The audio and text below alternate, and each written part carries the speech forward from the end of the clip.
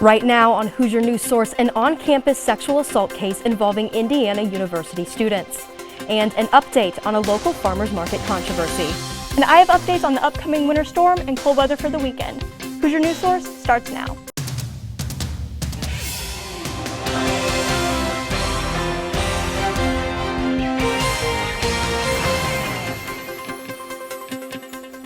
Hello and welcome to Hoosier News Source. I'm Olivia Oliver. Joining us now to update you on Bloomington's incoming inclement weather is Kayla Craig. Kayla? Thanks, Olivia. As this winter storm moves in today, we can expect comparatively warmer temperatures along with some rain, and Bloomington will be under a winter storm warning from tonight into late Thursday night. So stay alert and be prepared for a wintry mix of snow and freezing rain. As with any storm, it's difficult to place exact impacts or accumulations on specific areas, but for tomorrow we can expect at least 2 to 4 inches of snow, and this system might be a little farther south, so we may even end up in that 3 to 6 or 6 to 10 inch range. Regardless, hazardous travel conditions are likely. Now let's see how the rest of the week will play out. Precipitation will move out of the area by early Friday morning, but temperatures are going to plummet Friday night. Saturday and Sunday we'll see sunny skies and warmer weather as we head into next week, where temperatures will hover in the 30s. Now let's take a closer look at our forecast for Saturday.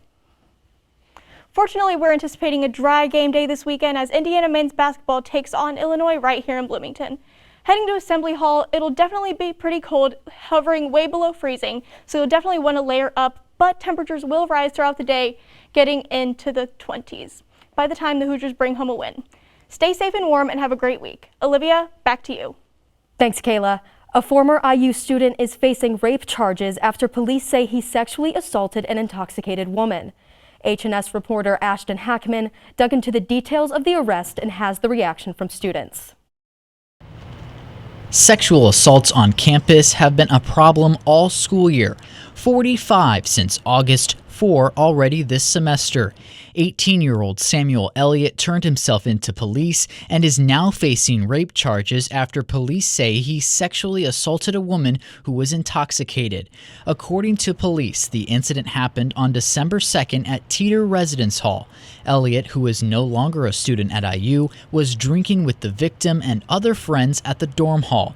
The woman went to the bathroom to throw up, and Elliott entered, asking her if they could have sex. The victim said she was too intoxicated. That's when police say Elliott raped her as she continued to throw up. The arrest comes just weeks after Bloomington police arrested and charged IU student Kalp Patel with attempted rape for an incident that occurred at Birch Hall in early January. The rise in sexual assaults on campus has not slowed down. The IUPD has already received 4 reports of sexual assault since the start of spring semester. And although there has been some arrests so far, students say more must be done. I don't think we're doing enough. We've had enough issues with it, especially last semester. And frankly, it's really scary for, I think, anyone being on campus. Although assaults have risen drastically this school year, the Office of Sexual Assault Prevention says that one positive is that more people are coming forward. I'm trying to be optimistic and think really we've seen an increase in students coming directly to us. And when students work with us, they are much more likely to report to the university or to the police. The office is reaching out to other organizations to provide teaching on consent. For Hoosier News Source, I'm Ashton Hackman. Victims of sexual assault are encouraged to work with the Office of Sexual Assault Prevention to have their stories heard. A U.S. District Court sided with the city of Bloomington in a summary judgment decision regarding a 2019 Bloomington Farmers Market controversy. The market vendor Schooner Creek Farm, or SCF, filed suit against the city, claiming that their constitutional rights were violated. In 2019, it was revealed that one of SCF's stand assistants had white supremacist ties. This led to local activists organizing protests in opposition of SCF. The lawsuit made 7 claims that the city of Bloomington was not enforcing market rules against the protesters in the same way rules were enforced against SCF. The judge struck down all of SCF's claims and granted Bloomington's motion for summary judgment in its favor. IU Bloomington is handing out KN95 and N95 masks for free through early February. Students, faculty, and staff can visit Gym 171 in the School of Public Health building for a free mask while supplies last. Hours of operation are Monday, Tuesday, Wednesday, and Friday from 8 a.m. to 2:30 p.m. and Thursday from noon to 6:30 p.m. IU recommends these masks for the highest level of protection against COVID-19, and there are surgical masks also available at most campus building entrances.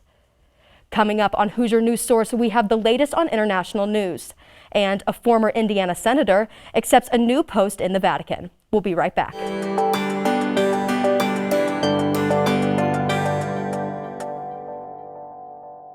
Welcome back. The Senate recently confirmed former Indiana Senator Joe Donnelly as the U.S. ambassador to the Vatican. In a unanimous vote, the Senate approved Donnelly, who was nominated by President Biden. He will serve as ambassador to the Holy See, the small city-state that houses the center of the Roman Catholic Church. Donnelly is a Notre Dame alum and previously served in both the U.S. House of Representatives and the U.S. Senate. HNS reporter Elizabeth DeSantis joins us now in studio with events from around the world. Elizabeth? Thanks, Olivia. Russian and U.S. diplomats exchanged harsh remarks over Ukraine at a UN Security Council meeting last week. This comes after 100,000 Russian troops amassed at the Russia-Ukrainian border last month. The Security Council took no action at the meeting. But Russia accused the Biden administration of, quote, whipping up tensions and bringing Nazis into Kiev, a nod to the ousting of pro-Russian President Viktor Yanukovych in 2014. Possible sanctions going through Congress right now face partisan divide, but proposed actions could target Russia's natural gas pipelines and banks. And over in Canada, a week-long truck parade through the country ends with a border blockade. The so-called Freedom Convoy protests vaccine mandates implemented by Prime Minister Justin Trudeau for truckers crossing the U.S.-Canada border.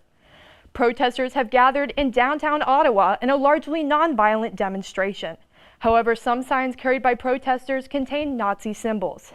A GoFundMe for the protesters collected over 7 million Canadian dollars. And key U.S. conservative figures, including Donald Trump and billionaire Elon Musk, have communicated support for the truckers' movement.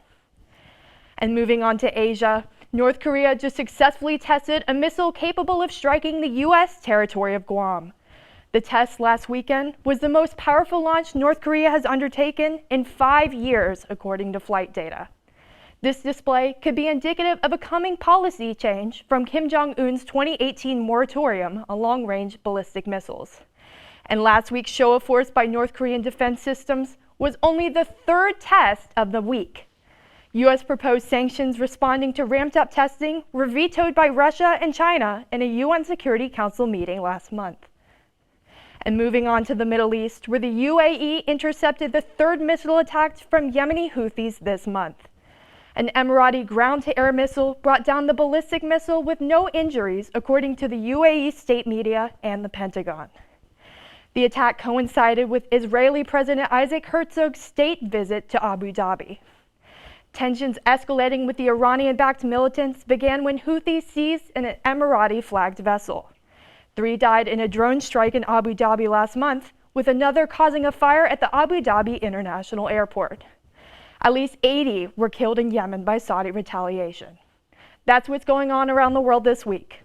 Olivia, back to you. Thanks, Elizabeth. And thank you for watching this week's episode of Hoosier News Source. Be sure to follow us on Instagram and Twitter at IUSTV News. I'm Olivia Oliver from Bloomington, Indiana. We'll see you next time.